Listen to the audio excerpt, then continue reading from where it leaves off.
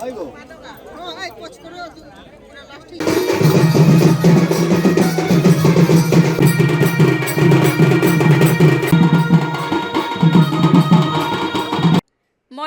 जिला सारस्कणा ब्लॉक अंतर्गत खेरणा ठारे मां कालीको मंदिर प्रतिष्ठा और विश्व शांति महायज्ञ निमंते एक कलश यात्रा अनुष्ठित हो जाइछि।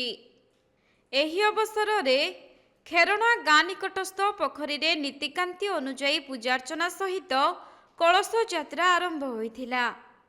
तेबे मां कालीको एही मंदिर प्रतिष्ठा और विश्व शांति महायज्ञ गत 30 तारिख ठारू आरंभ होइथिबा बेले आसंता 3 तारिख पर्यंत चलिबो।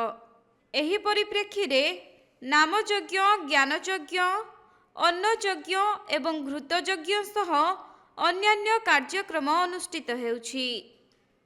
सेहीपरि कलश शोभायात्रा रे शताधिक भक्त श्रद्धालु माने जोग देइथिबा बेले ग्रामवासी एवं अंचलवासी उपस्थित रही कार्यक्रम परिचालन रे सहयोग करुछंती। सेहीपरि कलश यात्रा रे शताधिक भक्त श्रद्धालु माने जोग देइथिबा बेले ग्रामवासी एवं अंचलवासी माने उपस्थित रही कार्यक्रम परिचालन रे सहयोग करुछंती।